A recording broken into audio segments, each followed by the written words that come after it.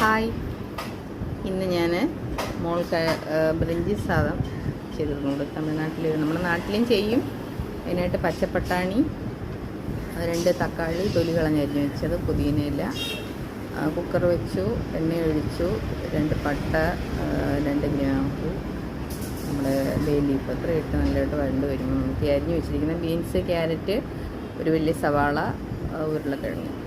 ഉരുളക്കിഴങ്ങ് ഓപ്ഷനിലാണ്, സോയ വേണേലും ചേർക്കാം. അപ്പോൾ നമ്മൾ നല്ലതായിട്ടൊന്ന് വഴറ്റിയെടുക്കുക. വെള്ളമയം തോരുന്ന വരെ നല്ലതായിട്ട് ശകലം ഉപ്പിട്ടൊന്ന് വഴറ്റിയെടുക്കുന്നുണ്ട്. അതിനുശേഷം നമുക്ക് ആ പച്ചപ്പട്ടാണിയും കൂടെ അതിനകത്തോട്ട് ആഡ് ചെയ്യാം. ഇത് നല്ലതായിട്ടൊന്ന് വഴണ്ട് വരുമ്പോൾ നമുക്ക് അടുത്ത ഓരോരോ സാധനങ്ങൾ ചേർക്കാം. തക്കാളി ചേർത്തു. ഞാൻ ഇഞ്ചി വെളുത്തുള്ളി പേസ്റ്റ് റെഡിയാക്കി വെച്ചിട്ടുണ്ട്. 1 സ്പൂൺ ഇഞ്ചി വെളുത്തുള്ളി പേസ്റ്റ്. കുറച്ച് നമ്മൾ 1 ഗ്ലാസ് ബസ്മതി റൈസിലാണ് ചെയ്യുന്നത്. വെജിറ്റബിൾസ് ശകലം കൂടുതലാണെന്ന് തോന്നുന്നു. അപ്പോൾ ഇത് നല്ലതായിട്ടൊന്ന് ആഡ് ചെയ്തെടുക്കാം.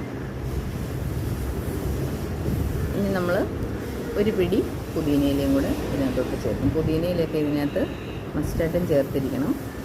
മറ്റ് മസാലകളൊന്നും ചേർക്കില്ല. ഒരു 1/2 സ്പൂൺ മുളക് പൊടിയും ശകലം ഗരം മസാലയുമേ നമ്മൾ ചേർക്കാവുള്ളൂ. നല്ലതായിട്ടൊന്ന് വഴണ്ട് വരുമ്പോൾ നമുക്ക് ഇതിനകത്തോട്ട് തൈരും കൂടെ ചേർത്താൽ 1/2 സ്പൂൺ മുളക് പൊടി ചേർക്കുന്നുണ്ട്. പിന്നെ ഒരു ശകലം അളവിന് 1/2 സ്പൂൺ ഗരം മസാല, അത് ഞാൻ എൻ്റെ അളവിന് ഇടുകയാണ്. അപ്പോൾ ഇത്രയും ചേർത്ത് നല്ലതായിട്ടൊന്ന് വഴണ്ട് വരുമ്പോൾ നമുക്ക് തൈരും ഉപ്പും ഒക്കെ ചേർത്തിട്ട് 1 ഗ്ലാസ് ബസ്മതി റൈസിന് 2 ഗ്ലാസ് വെള്ളം എന്നുള്ള കണക്കിനാണ് വെള്ളം ചേർക്കുന്നത്.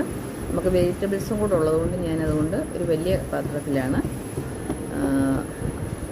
ഒരു 2.5 ഗ്ലാസ് വരുന്ന രീതിയിലാണ് വെള്ളം ചേർത്തത്. ഇനി ഇതിനകത്തോട്ട് നമുക്ക് ഞാൻ ഒഴിച്ച് വെച്ച തൈരാണ്. അപ്പോൾ അതങ്ങോട്ട് 2-3 സ്പൂണം ഒഴിക്കാം. ചേർത്ത് നല്ലതായിട്ട് ഇളക്കാം. ഇനി നമ്മൾ നെയ്യിൽ കാഷ്യൂവും കിസ്മിസും ഒക്കെ ചേർത്ത് നമുക്ക് ചേർക്കാവുന്നതാണ്. അതായത് ഈ പാത്രത്തിലാണ്. നെയ്യിൽ കടുക് വറുത്താൽ കുറച്ചുകൂടെ ഒക്കെ ടേസ്റ്റ് ആയിരിക്കും. അപ്പോൾ ഇത് ബസ്മതി റൈസ് കുതിർത്ത് വെച്ചാണ് 1/2 മണിക്കൂർ നല്ലതായിട്ട് വാഷ് ചെയ്ത് ഇതിനകത്തോട്ട് ഇടാം. വെള്ളം ആവശ്യത്തിന് ചേർത്തു.